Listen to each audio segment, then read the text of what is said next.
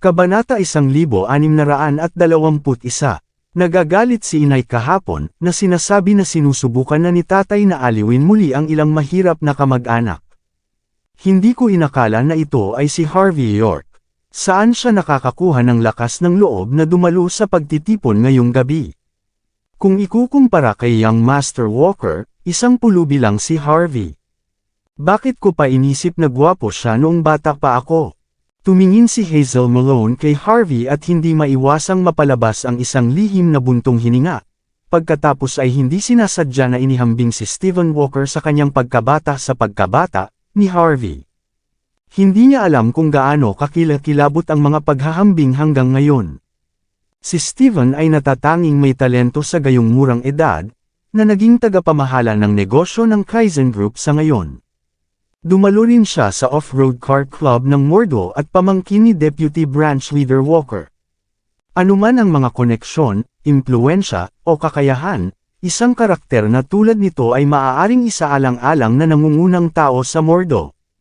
Kung ikukumpara sa kanya, si Harvey ay hindi karapat-dapat na magdala ng sapatos para sa kanya. Tulad ng tungkol sa relasyon sa pagkabata nina Harvey at Hazel, medyo naiinis siya na iniisip lamang ito. Dapat bulag ako noong bata pa ako. Naisip ko pa na pakasalan siya noon. Ngunit nang makita ni Harvey si Hazel, tumanggo lamang siya ng walang pag-iingat bilang isang pagbati. Wala siyang iniisip sa maganda at kaakit-akit na diyosa ng isang ginang. Ang hindi kaakit-akit na paningin ni Harvey ay naging mas masama ang kalagayan si Hazel.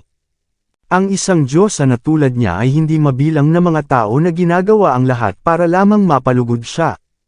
Ang mga taong pumipila sa kanya ay maglinya mula sa Mordus Pearl Tower diretso sa Buckwood Tower. Walang tao na maaaring hindi mapatingin sa kanyang hitsura at figure. Maging ang bata at may talento na si Stephen ay nabigla sa kaakit-akit na hitsura ni Hazel. Gaano katindi ang pagtingin ni Harvey sa kanya. Ngunit bumalik si Hazel sa kanyang katinuan sa lalong madaling panahon. Naisip niya na ito lamang ang mapagmataas na paraan ng paglalaro ng mahirap na makuha ang kanyang atensyon. Siya ay isang mahirap na tao lamang, kubo ay sinusubukan pa rin niyang kunin ang atensyon ng Diyosa sa pamamagitan ng pag-arte ng malamig at malungkot. Ngunit malalim sa loob ng kanyang puso, siya ay isang aso lamang na kumapit sa iba. Hinamak ni Hazel ang mga taong tulad nito. Nagpapahiwatig na maging malamig tulad ng isang mayaman, gwapo na lalaki kapag hindi niya makuha ang kanyang pagkakakilanlan ng diretsyo. Ano ang iniisip niya? Natigil ba ang utak niya sa kanyang puwit o kung ano? Naramdaman ni Hazel na nakita niya ang mga trick ni Harvey. Ang kanyang magandang mukha ay nagpapakita ng pagkasuklam at panunuya sa sandaling ito. Ano ang iniisip mo, Harvey? Pumunta dito at manggamasta. Nang makita ni June Lee si Harvey na humihigop sa kanyang tsaa, hindi niya maiwasang mapuno ang kanyang matalim na mata. Ito ang Young Master Stephen Walker. Kung siya ay nasa Wasteland, South Light, ang kanyang katayuan ay mas mataas kaysa sa First in Command doon. Mapalad ang buong pamilya mo dahil nakakasalubong mo siya. Bakit ka pa nakaupo dyan? Tumayo ka at batiin mo siya. Patuloy na iniinom ni Harvey ang kanyang tsaa at lamang hindi pinansin si June. Pininturahan ni Stephen ang kanyang mahaba at makitid na mga mata, pagkatapos ay tumawa ng hindi gumagalaw ng isang kalamnan. Kaya, ikaw ang kasuklam-suklam na poloka na nais ng isang piraso ng ginto na sinabi sa akin ni Hazel. Hindi, Harvey York. Ako si Stephen, nasisiyahan na makilala ka.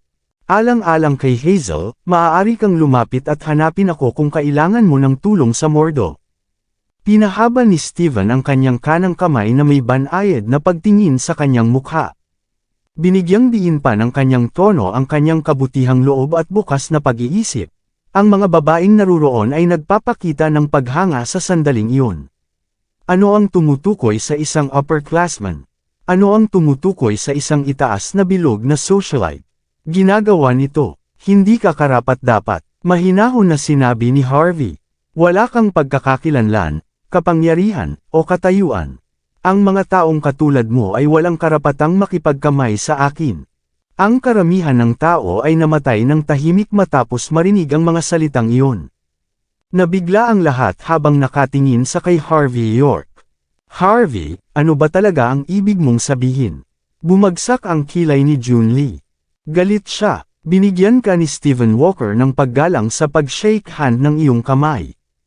Ito ay isang pagkakataon para sa iyo. Mabuti kung hindi mo nais na makipagkamay, ngunit sinabi mo na wala siyang karapatang shake hand ang iyong kamay.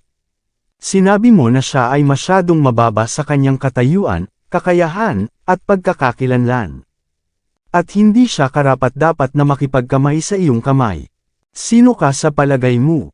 Deputy Leader ng Lungmen. Si Hazel Malone ay nababaliw ng titigan niya si Harvey sa pagtataka. Ngunit hindi nagtagal ay naintindihan niya na si Harvey, ang live-in son-in-law, ay dumating sa Mordo upang maging live-in son-in-law ng pamilyang Malone. Ang taong mahirap na ito ay dapat na binalak na magkaroon ng isang piraso ng ginto para sa kanyang sarili. Nang makita na magkasama sina Hazel at Stephen ay dapat na nainggit si Harvey. Iyon ang dahilan kung bakit nagsimula siyang manginsulto kay Stephen. Sa sandaling ito, agad na binansagan ni Hazel si Harvey bilang makitid ang pag-iisip. Nang inag si Kelly Malone, malinaw na hindi niya iniisip na may sasabihin si Harvey. Sinubukan niyang mamag-aitan sa sitwasyon at sinabi, "Young Master Walker, walang ibig sabihin si Harvey." Sinusubukan niyang sabihin na siya ang hindi karapat-dapat. Hindi pinansin ni Stephen si Kelly at sinukat si Harvey. Hindi ako karapat-dapat na makipag-shake hand sa iyong kamay. Hindi sapat ang aking pagkakakilanlan, katayuan, at kakayahan para sa iyo. Bastard, wala ka sa iyong isipan. Bibigyan kita ng isang pagkakataon upang humingi ng tawad para sa kapakanan ni Hazel at ng kanyang mga magulang. Kung ayaw mo, hindi mo magagawang madala ang mga kahihinatnan. Hindi lamang ang iyong mga oportunidad sa trabaho, hindi ka rin magkakaroon ng lugar upang humingi ng pagkain kung sasabihin ko ang salita dito. Si Stephen ay tumawid sa kanyang mga braso habang hindi nais na sumulyap kay Harvey. Nagpakita si June ng mahigpit na mukha at tahimik na bumulalas. Harvey York, humingi ng tawad sa Young Master Walker ngayon. Ang isang taong tulad ni Young Master Walker ay hindi isang tao na maaari mong iinsultuhin. Hindi siya isang tao na makakaya mong masaktan. Ang pamilyang Walker ay mga nilalang na hindi mo maaaring pukawin. Hindi lang sa amin, kahit na ang first in command ay hindi makakatulong sa iyo kung hindi ka pinatawad ni Young Master Walker. Bilasan mo, lumuhod at humingi ng tawad. Si June ay nagpapakita ng katwiran sa kanyang mukha. Nais lamang ni Stephen na humingi ng tawad si Harvey, ngunit hiniling agad ni June kay Harvey na lumuhod. Ang iba pang mga panauhin ay mapaglarong nakatingin kay Harvey nang makita ang tanawin na parang nanunood sila ng isang clown na umaarte. Sa kanilang mga mata, si Harvey ay talagang nang-ahas na masaktan si Stephen noong siya ay isang mahirap na kamag-anak na nais na kumapit kay Kelly. Hinahanap niya ang kanyang kamatayan na ginagawa ito. Ako ang pinuno ng sangay ng Lungmen. Siyempre, wala kang karapatang makipag-shake hand sa aking kamay. Sinabi ni Harvey. Ano? Siya ang pinuno ng sangay ng Lungmen. Ang karamihan ng tao ay hindi sinasadya na mapatitig sa kay Harvey ng ilang sandali. Hahaha, Kelly, inupahan mo ba ang taong ito upang gumawa ng stand-up comedy? Totoo bang inangkin niya na siya ang pinuno ng sangay ng Lungmen? Ha, nakakahiya ito. Kung siya ang pinuno ng sangay ng Lungmen, ako ang unang utos. Si June at Hazel ay nababaliw nang sila ay tumitingin kay Harvey. Malinaw na hindi nila inaasahan na sasabihin niya ang isang bagay na katulad nito. Bumagsak si Kelly. Maaari niyang ma-save si Harvey dati, ngunit walang paraan matapos ang pagbubuga ni Harvey ng ganito. Si Harvey ay ang pinuno ng sangay ng Lungmen. Paano ito posible? Pinuno ng sangay ng Lungmen. Ipinakita ang paghamak sa mukha ni Stephen. Mas mahusay mong panoorin ang iyong bibig, bastard ka. Wala pa ring pinuno ang sangay sa Mordo para sa Lungmen. Kahit na mayroon, hindi ito magiging isang bangkos ng bansa na katulad mo.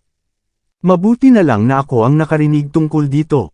Naniniwala ka ba na mapapakain ka sa mga isda kung narinig ka ng sinuman mula sa Lungmen? Sa paningin ni Steven, hindi na siya interesado sa pagtapak kay Harvey sa sandaling ito. Naramdaman ni Steven na pinapahiya niya ang kanyang sarili sa pagyurak sa isang maliit na pritong.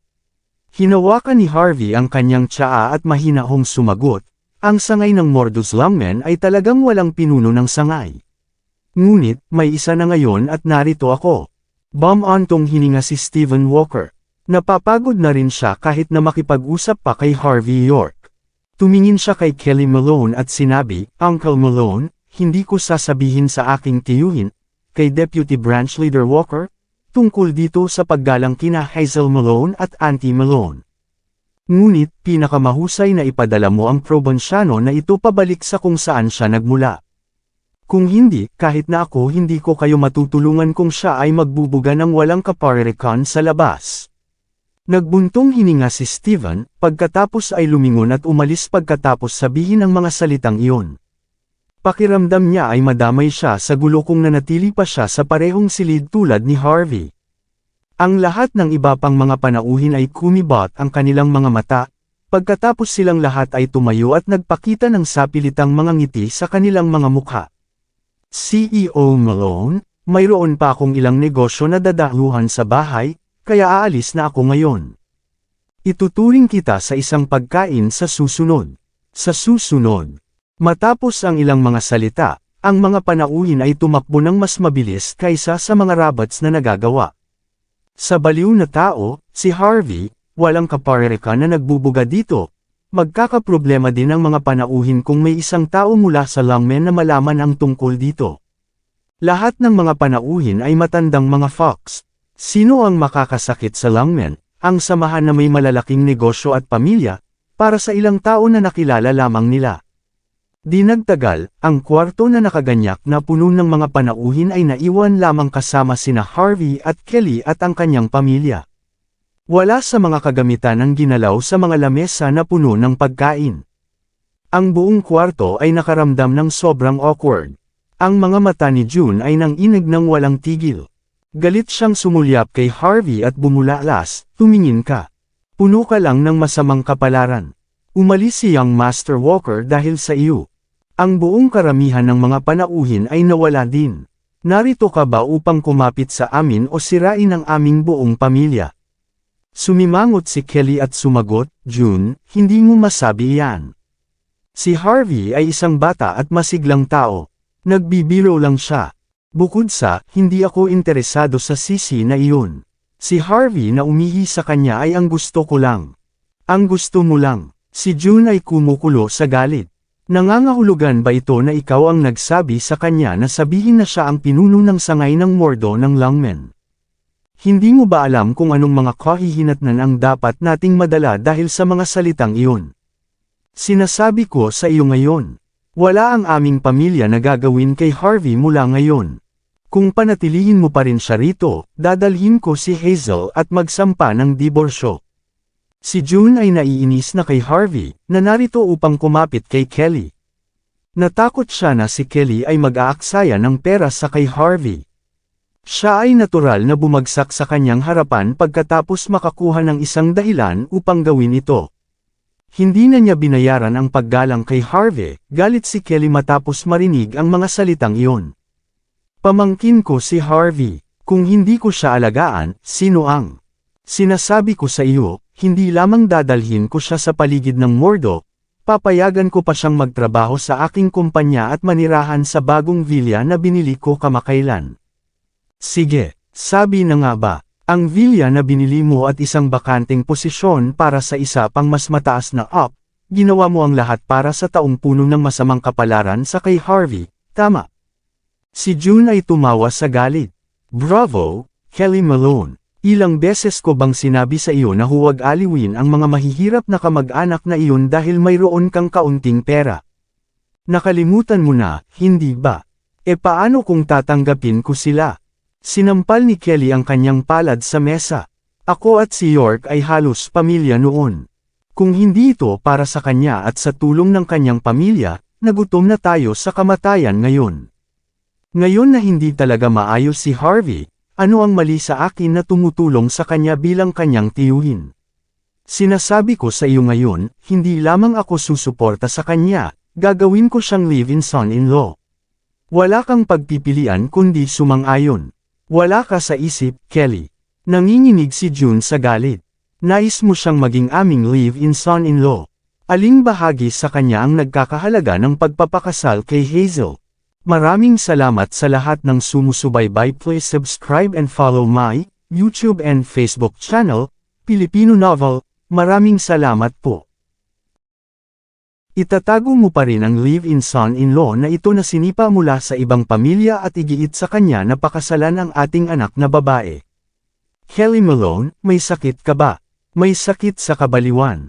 Malamig na sumagot si Kelly, sina Hazel Malone at Harvey York ay mga sweetheart sa pagkabata. Ang parehong pamilya ay sumang-ayon sa kasal pagkatapos noon. Pinarangalan ko lang ang aking mga pangako. Bakit? Masama ba iyon? Ikaw, galit na galit si June Lee kaya hindi siya makahinga. Umupo siya sa upuan at sinulyapan si Kelly na parang gusto niyang mapunit siya. Nasimangot si Hazel, mas lalo siyang naiinis na mas tinitingnan niya si Harvey sa sandaling iyon. Maliban sa pagsabog na parang bagyo, si Harvey lamang ay mabuti sa paghabol sa hindi niya makuha. Ito ay dahil kay Harvey na ang pagmamahalan ng kanyang mga magulang ni Hazel ay nasa bingit ang bawat isa. Ang kanyang ina ay maaaring magkasakit dahil kung gaano siya kagalit. Galit na galit si Stephen Walker kaya umalis din siya. Hindi sigurado kung ano ang susunod na gagawin ng pamilya. Sa pag-iisip tungkol sa mga bagay na iyon, naramdaman ni Hazel ang mas matagal na pagtingin niya kay Harvey. Ayaw ni Harvey na magpatuloy ang pakikipaglaban sa pamilyang Malone. Tumayo siya at pinigilan sila sa sandaling iyon. Uncle, Auntie, itigil niyo na ang pakikipaglaban. Ito ang lahat ng aking pagkakamali. Gumawa na ako ng mga pag-aayos bago ako dumating sa Mordo, at mayroon din akong lugar upang manatili. Hindi na kita maaabala pa. Kapag tapos na ako sa aking negosyo, gagamutin ko ang lahat sa isang pagkain.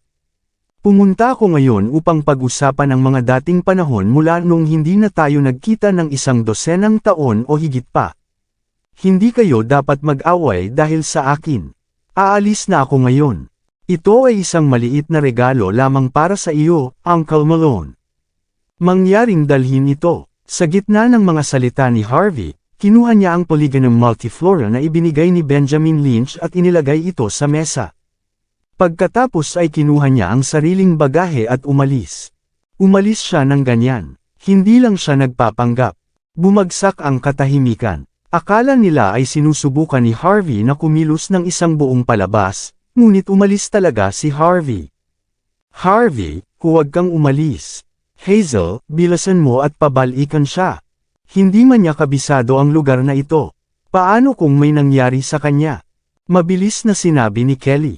Sino ang nagmamalasakit kung may nangyari sa kanya? Bulalas noon ni June. Dahil mayroon na siyang mga pag-aayos, dapat lang nating hayaan siya. Bakit ka pa rin nagsisikap na makisali? Hazel, huwag kang umalis. Nag-atubili si Hazel. Ayaw rin niyang sundan si Harvey, kaya't nanatili siyang nakaupo sa upuan ng hindi gumagalaw. Si Hazel at Harvey ay talagang mga sweetheart sa pagkabata. Ngunit kung siya ay talagang sumunod kay Harvey, ang pamilya ay magiging ganap na sa kaguluhan. Nang makita si Hazel na nakaupo sa kanyang upuan, si Kelly ay likas na nais na maglakad palabas ng kwarto. Agad na tumayo si June sa tabi ng bintana at malamig na sinabi, "Kelly Malone, lalabas ako ng tama ngayon kung lumabas ka doon. Tingnan natin kung sino ang natatakot sa kung sino." Ikaw, nanginginig si Kelly sa galit. Alam niya na ang kanyang asawa ay sobrang matigas ang ulo. Kung siya talaga ay sumunod kay Harvey, si June ay maaaring talagang tumalon mula sa bintana sa sandaling iyon. Sa ngayon, maaari lamang siyang magpadala ng isang text message kay Harvey. Si June ay malamig na tumawa, nang makita na hindi hinabol ni Kelly si Harvey. Pagkatapos ay tiningnan niya ang kahon na ibinigay ni Harvey na puno ng pagkasuklam. Isang regalo. Anong uri ng regalo ang maibibigay ng isang taga-bundok na kayang ibigay? Hahaha, isang kabute. At natuyo din ang lahat. Kelly, sinubukan ng iyong mahal na pamangkin na ibigay lamang sa iyo ang regalong ito. Dapat niya itong naiwanan sa ilalim ng araw buong hapon.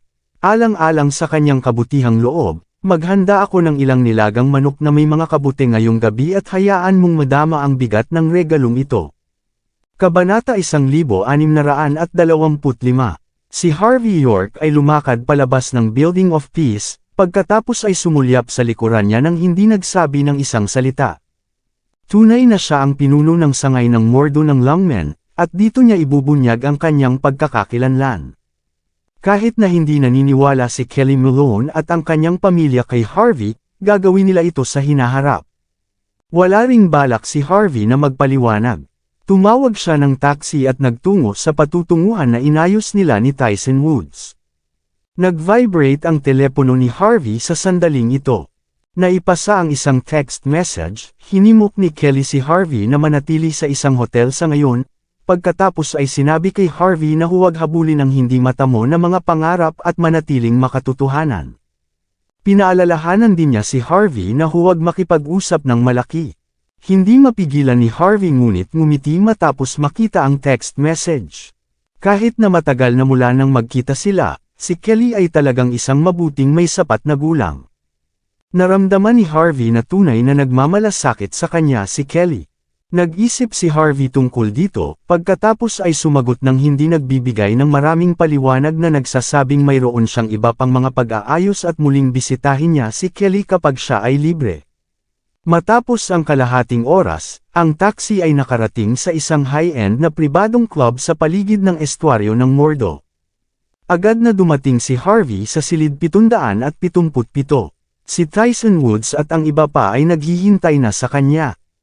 Matapos makita si Harvey na pumasok, sina Tyson, Old Niner, at George Zabel lahat ay tumayo habang nagpapakita ng magalang na pagtingin sa kanilang mga mukha. Matapos malaman na si Harvey ay nasa Mordo upang maging bagong pinuno ng sangay ng Longmen dito, sina Old Niner at George ay nasiyahan sa kanya. Ang dalawa sa kanila ang pangunahing puwersa na tumungo sa Mordo ng maaga upang ayusin ang mga bagay at makakuha ng karagdagang impormasyon. Si Harvey ay pansamantalang naghahanap ng isang lugar upang maupo at mahinahon na tinanong. Bakit lahat kayo pumili ng isang lugar na tulad nito? Ngayon na narito tayo upang mapalawak ang ating mga abot-tanaw, hindi ba mas mabuti kung pumili kayo ng isang mas mahusay na lugar upang manirahan? Sinulyapan ni Tyson si Old Niner. Si Old Niner ay tumawa. Sir York, pumili na kami ng isang lugar para sa ating tirahan. Ngunit dahil sa isang lugar ng Mordo na may mga komplikadong tao sa paligid, may mga makapangyarihang tao mula sa iba't ibang mga bansa sa buong lugar. Dahil kami ang mga tagalabas, ang lugar na pinili namin ay hindi sapat. Nadama namin na ang lugar na napili namin dati ay hindi malinis at hindi ito akma sa iyong pagkakakilanlan. Iyon ang dahilan kung bakit nakuha ko ang aking mga kapatid na i-renovate ang bagong lugar sa mga nakaraang araw. Dadalhin ka namin doon kapag tapos na ang lahat. Sa susunod na mga araw, nag-book na kami ng isang presidential suite para sa iyo. Bukod, talagang maingat ang pribadong club na ito. Ito ay angkop para sa pakikipagkwentuhan at pakikipag-usap sa negosyo. Sir York, dapat mayroon kang mahalagang negosyo na dapat daluhan mula nang ikaw ay narito sa Mordo. Hindi lamang namin makahanap ng anumang random na lugar upang makipag-usap sa negosyo.